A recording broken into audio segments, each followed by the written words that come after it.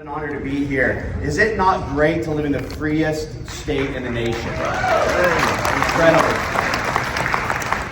So I want to go over a couple of the congressional updates on where we have operated, what we have done in this past month, and also talk about one of the original bills that I've introduced. So the first thing that I'm proud to announce is that Florida is now the second largest congressional delegation in the United States Congress. And one of our first acts, and being very proud of flipping one of the key seats that allowed us to take this majority, is that our first vote is that we voted to stop and rescind the funding of the 87,000 deep state IRS agents. In addition to this, we've done a lot of great things to help protect our children. We have passed H.R. 26, which is the Born Alive Protection Act.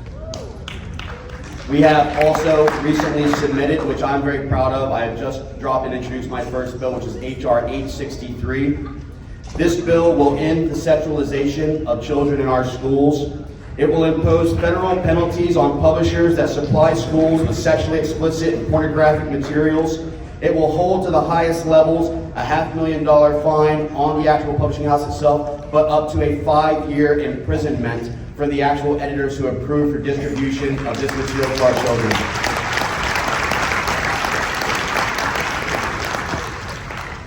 In addition to that, I'm very proud to say that we have seen for far too long, since 2004, the weaponization of the IRS against conservatives by the Obama administration, to what we see today with the FBI, the IRS, and others who are continuing to target our actual political ideology.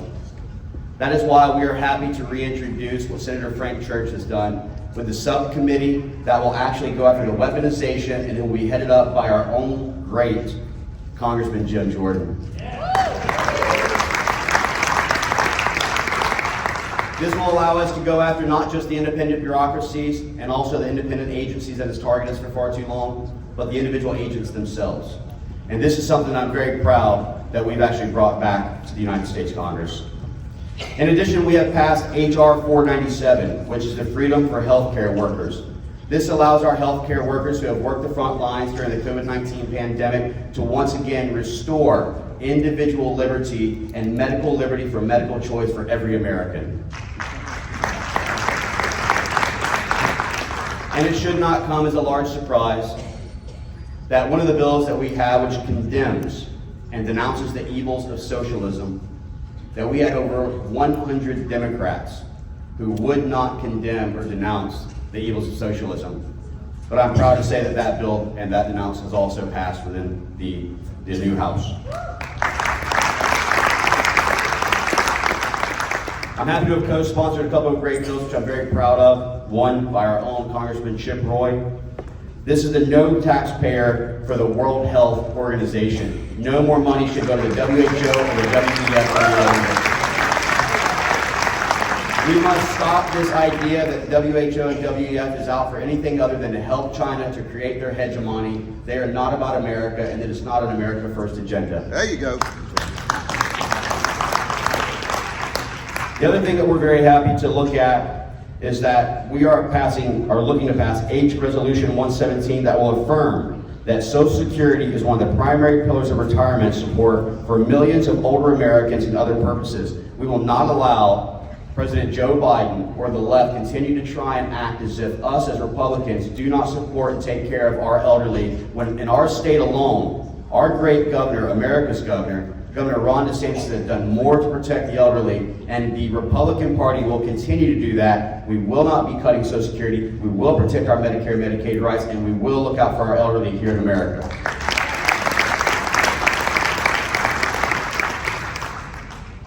Go on to my next page. Nothing to see here, folks. All right, so establishing conservative agendas is one of the things that the House's priority was focused upon. Obviously, we know we've done great things with removing proxy voting. So we now have it to where not just removing proxy voting, where we have to show up to work as all Americans should be showing up to work, but we're also going to end, and we've done the Show Up Act, which ends teleworking for all federal employees to put them back in the office to do their jobs. In addition to the 118th Congress, We have also gone forward with the Protecting America's Strategic Petroleum Reserves from China Act, H.R. 22. As many know, China, and this is a real thing that we need to be considering, now has the largest navy in the world. They have the largest naval and military buildup that we've ever seen in the world's history. Anything that was even reminiscent to this was the United States in World War II, and it's only about half of what their current buildup is. We know that China is the greatest existential threat. We know that China, Russia, Iran, and North Korea has had their geopolitical alignment to attack and to remove the US dollar as the global currency, but has also launched cultural and religious warfare against us. And what has the president done? He has sold 40% of America's strategic petroleum reserves, putting us at the lowest levels that we have seen since 1983. That's why we're happy to pass the bill that stops the president from his ability to sell any more of our strategic petroleum reserves to China once and for all.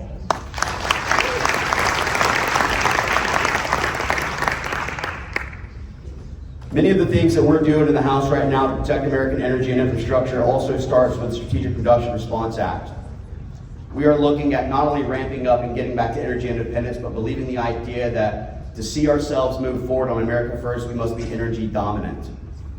That is the direction in which we must go. Not just to go ahead and lower our gas prices, but understanding that we have to stop the adversarial reliance that we have on others when it comes to natural gas, energy, or the idea that we're going to go to an EV system that promotes China's economic advantages. We need to understand that if we want to truly find a solution, we need to drill, baby, drill.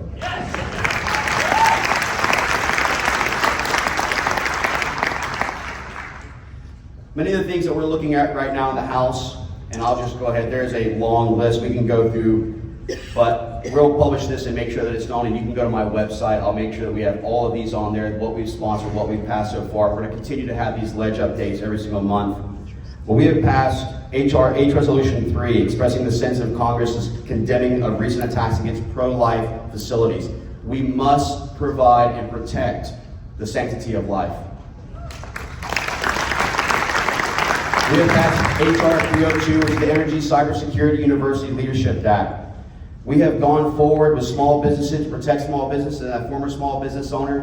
One of the things that we know is that the federal government does not create jobs. It hinders jobs, it overregulates jobs, it stifles jobs, and in some cases, it unconstitutionally shuts down jobs. We must do more to protect state rights and individual companies, and that's what we're doing in this 118th Congress. We have set the H.R. 159 Chance to Compete Act. We have set H.R. 300 Settlement Agreement Information Database Act. We have set up a subcommittee that will target China and the CCP for its malign activities, from stealing billions of dollars every single year in intellectual property from our American companies.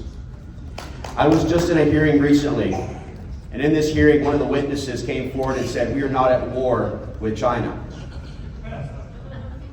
To which I responded very quickly, "You are right. The U.S. is not at war with China, but we've ignored the fact that China has been at war with the U.S. for decades. We have to acknowledge the fact of what is going on before us, and the fact that they will not go ahead and say that COVID started in China. They will not say that the surveillance balloons originated in China. They will not continue to say on the left that they will condemn the communism and the socialism of China. And why? Because they are on the America Last agenda. That is why you helped nominate a Republican majority in the House to allow us to start finally holding our adversaries accountable, get back to an America First agenda, go to the Texas border plan to secure our borders to stop the fentanyl overdoses. And the priorities that we should be facing right now isn't necessarily the wars overseas, but the war here at home. We must go after the fentanyl overdoses that are killing tens of thousands every year. We must hold those accountable in the key hearings who have utilized Twitter and social media to censor our actual conservative ideas. The guys like Secretary Marco, who says we have closed borders, but has enabled millions to come across our borders to violate our sovereignty. We must look at the idea that there are people that are truly the enemies within, and that's why in our Constitution it says we will defend our Constitution against all enemies, foreign and domestic.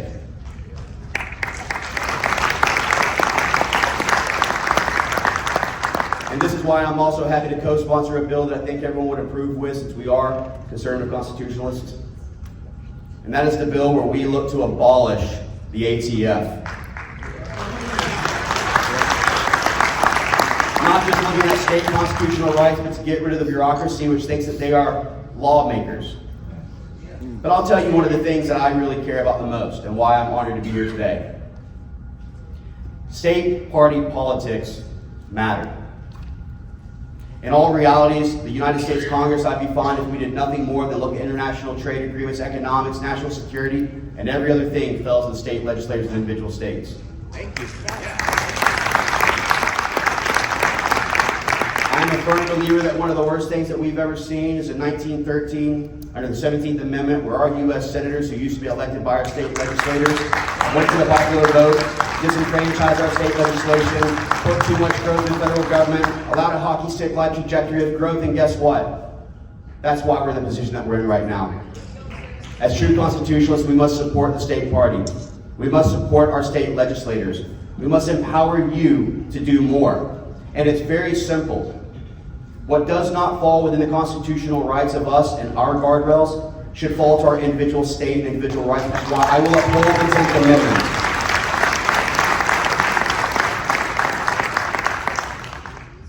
I want you to know that your time and your effort, your grassroots approach, and everything that these RECs do truly matters.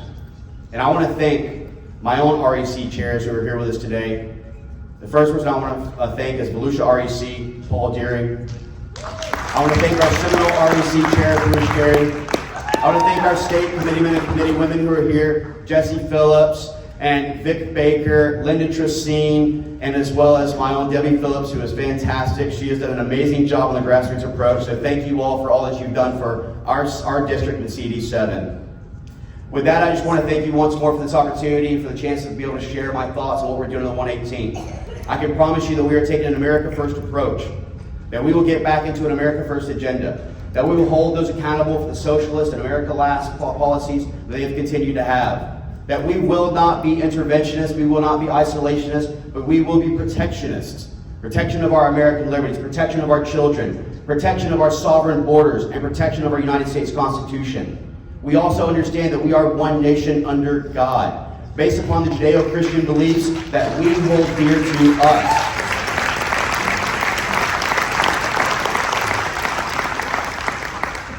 And that is why we understand that life, liberty, and the pursuit of happiness actually means something. But the first thing that we talk about is life, and we must always continue to protect and watch out for the unborn.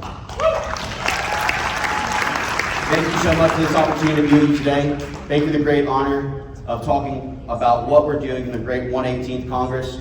If you ever need anything, know that my door is open. My phone always rings.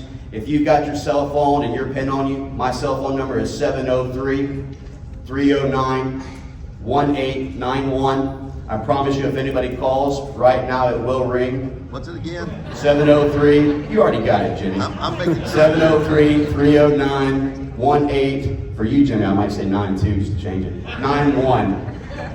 There you go. Somebody from Daytona Beach, 386-275-8285. Of course it's you. That shows you I didn't save his number there, right? With that, I thank you so much. God bless you, God bless Florida, and God bless the United States. Thank you.